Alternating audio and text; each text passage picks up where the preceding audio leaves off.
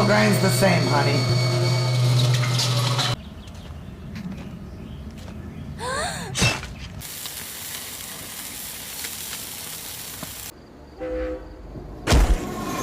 इस मूवी की शुरुआत में एक वीरान सी जगह में एक गाड़ी को दिखाया जाता है। इस गाड़ी में एक चेरी नाम की लड़की होती है जो अपनी गाड़ी को काफी तेजी से आगे बढ़ा रही थी। दरअसल चेरी एक शहर से दूसरे शहर काम की तलाश में जा रही थी ताकि वो एक अच्छी नौकरी पाकर बेहतर जिंदगी जी सके। लेकिन तभी अचानक से उसकी गाड़ी के सामने एक गाय आ जाती है, जिसे देखकर वो अपनी गाड़ी को दूसरी ओर मोड़ती है। लेकिन इसी बीच गाय को बचाने के चक्कर में चेरी की गाड़ी खराब हो जाती है। अब चेरी मदद के लिए किसी को ढूंढने की कोशिश करती है, लेकिन तभी उसे अपनी तरफ आता हुआ एक गाड़ी दिखाई देती है। चेरी भागकर उस गाड़ी के पास जाकर उससे हेल्प मांगती है। इसके बाद वो अजनबी चेरी को एक गैराज में आकर छोड़ देता है। इसके बाद चेरी गैराज से टूल ट्रक लेकर अपने गाड़ी की तरफ वापस आ जाती है। मैकेनिक गाड़ी को चेक करके उसे स्टार्ट करने की कोशिश करता है, लेकिन वो गाड़ी फिर भी स्टार्ट नहीं होता है। फिर मैकेनिक चेरी को बोलता है कि इस गाड़ी को गैराज लेकर जाना पड़ेगा। अब चेरी और मैकेनिक गाड़ी को तोलकर गैराज की तरफ बढ़ने लग जाते हैं। कुछ देर बाद चेरी गैराज में पहुंच जाती है। मैकेनिक गाड़ी को अच्छी तरह चेक करने के बाद चेरी को बोलता है कि आपकी गाड़ी के जो भी पार्ट्स खराब हुए हैं वो इस टाइम हमारे पास नहीं है। इस स्पेयर पार्ट को आने में कुछ दिन लग जाएंगे, और कहता है यहाँ पास में ही एक कॉफी शॉप है, तुम वहाँ जाकर आराम से फैसला कर सकती हो। दरअसल मैकेनिक की बातें सुनकर चेरी ने कुछ दिन यहीं पर रुकने का फैसला कर लिया था, क्योंकि वो अपनी गाड़ी से बहुत ज्यादा प्यार करती थी, इसलिए वो उसे अकेला छोड़कर यहाँ से नहीं जाना चाहती है। अब चेरी कॉफी शॉप में आ जाती है। यहाँ पर उसका स्वागत बिट्टी नाम की एक औरत करती है। चेरी बिट्टी को सारी बातें बता देती है, जिस पर बिट्टी कहती है कि हमारे यहाँ रुकने के लिए कोई भी होटल नहीं है। लेकिन बिट्टी कहती है अगर तुम चाहो तो मेरे दोस्त फ्रेड के घर रुक सकती हो,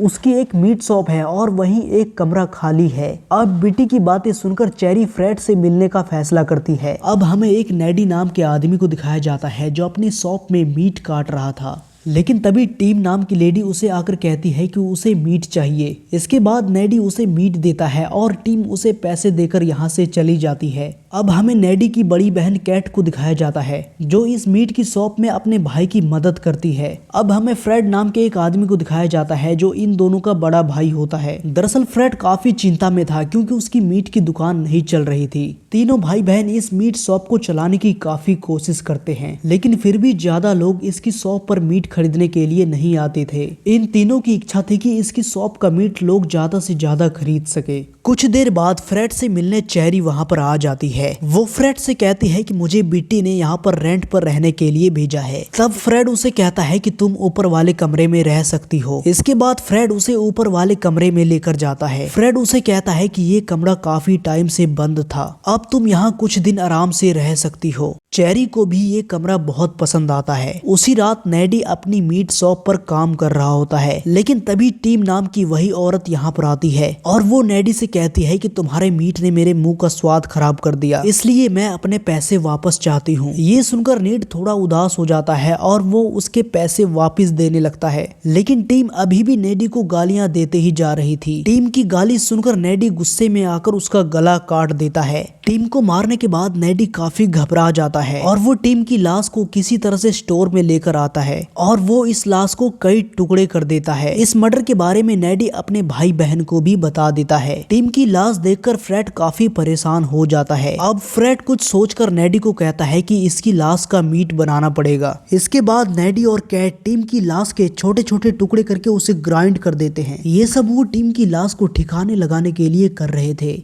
कुछ देर बाद पुलिस ऑफिसर जैक उसकी शॉप पर आता है। वो यहाँ मीट लेने के लिए आया था और जल्द ही ताजा मीट लेकर यहाँ से चला जाता है। अब अगली सुबह इस कस्बे की मेयर को दिखाया जाता है। वो कैट से आकर कहता है कि कल रात पुलिस ऑफिसर जैक ने इसी शॉप से मीट खरीदा था। जब हम दोनों ने उस मीट को खाया तो वो मीट काफी ज्यादा अच्छा लगा, इसलिए हमें वैसे ही मीट दोबारा चाहिए। लेकिन तभी वहाँ पर फ्रेड आ जाता है और वो मेयर को कहता है कि वो मीट खत्म हो चुका है, लेकिन हम जल्द ही उस मीट का फिर से इंतजाम करेंगे। नेडी पीछे खड़ा उनकी सारी बातें सुन रहा था। अब हमें जंगल में दो दोस्त को दिखाया जाता है जो घूमने के लिए यहाँ पर आए आए थे। लेकिन तभी अचानक वहाँ पर नेडी आकर लड़की को मार डालता है। अपनी गर्लफ्रेंड की मौत देखकर लड़का वहाँ से काफी तेजी से भागता है, लेकिन नेडी जल्द ही उसे भी पकड़कर मार देता है। दरअसल अब ये तीनों भाई बहन लोगों को इंसानी मीट खिलाना शुरू कर देते हैं। लोग इस बात से बेखबर होते हैं कि जो मीट वो मजे से खा रहे हैं वो तो एक इंसानी मीट है। अब नेडी को दिखाया जाता है जो पूरा दरिंदा बन चुका था, जो शॉप को चलाने के लिए किसी भी हद तक जा सकता था। कुछ ही दिनों में फ्रेड की शॉप काफी ज्यादा अच्छी चलने लगती है, लेकिन तभी फिर से मेयर वहाँ पर आता है और वो फ्रेड से कहता है कि मुझे तुम्हारी शॉप का मीट बहुत ज्यादा अच्छा लगता है। मैं इस कस्बे में मीट फेस्टिवल मनाना चाहता हूँ और उस फेस्टिवल में मीट का तुम्हें ही सारा इंतजाम करना होगा। ये सुनकर फ्रेड बहुत खुश होता है। अब इस फेस्टिवल के लिए फ्रेड को ज्यादा मीट चाहिए था, जिसका मतलब साफ है कि अब नेडी को और भी ज्यादा कत्ल करना पड़ेगा। अब नेडी को जब भी मौका मिलता तो वो किसी न किसी का कत्ल कर देता था। इसके बाद तीनों भाई बहन मीट को ग्राइंड कर देते थे। कैट को तो इस काम में काफी ज्यादा मजा आने लगा था। अब हमें एक किम नाम की लड़की को दिखाया जाता है जो रेलवे ट्रैक पर अपनी रिंग ढूंढ रही थी और जल्द ही उसकी रिंग वहाँ पर मिल भी जाती है, लेकिन तभी पीछे से नेडी आकर उसे मार डालता है। फिर वो लाश को शॉप में लाकर मीट को ग्राइंड कर देता है। जल्दबाजी में नेडी की नजर किम की रिंग पर नहीं पड़ता है। कुछ दिनों बाद कस्बे में मीट का फेस्टिवल चलने लगता है। यहाँ पर बहुत सारे लोग आकर मीट खाने का मजा ले रहे थे। दूसरी तरफ शॉप के स्टोर में फोन बज रहा था और इस फोन को वही लड़की चेरी उठाती है जो यहाँ पर रेंट पर रह रही थी। वो फोन सुन ही रही थी कि तभी उसके पीछे कैट आ जाती है। वो चेरी से कहती है कि मैं भी आज कत्ल करना चाहती हूँ,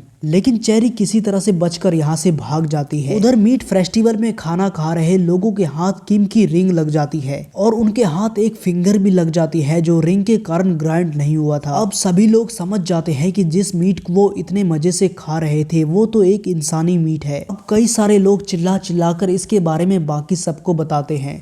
दूसरी तरफ चेरी कैट से बचने की काफी कोशिश कर रही थी, लेकिन अचानक से चेरी की नजर एक चाकू पर पड़ती है और वो उस चाकू को उठा लेती है, लेकिन तभी वहाँ पर कैट आ जाती है। अब ये दोनों आपस में लड़ने लग जाते हैं। चेरी जल्द ही अपने चाकू से कैट की आंखें फोड़कर वहाँ से भाग जाती है, लेकिन कैट अभी भी चेरी का पीछा कर रही थी। वो चेरी को किसी भी तरह से मारना चाहती थी, लेकिन चेरी किसी तरह से कैट का हाथ ग्राइंड मशीन में डाल देती है। अब ज्यादा दर्द होने के कारण कैट वहीं पर बेहोश हो जाती है। उधर फ्रेड भी समझ चुका था कि अब उसका बचना बहुत ही मुश्किल है। वो इसी चिंता के कारण रेलवे ट्रैक पर आकर बैठ जाता है, लेकिन तभी उधर से काफी स्पीड में ट्रेन आता है और वो फ्रेड के टुकड़े टुकड़े कर देता है। कुछ देर बाद पुलिस ऑफिसर जैक के सामने चेरी बैठी थी। जैक चेरी को कहता है कि मैं खुद भी उस शॉप पर कई बार गया था, लेकिन तुम तो वहाँ रहती थी, तुम्हें भी इस चीज का पता नहीं चला कि वो तीनों कस्बे के लोगों को इंसानी मीट खिला रहे थे।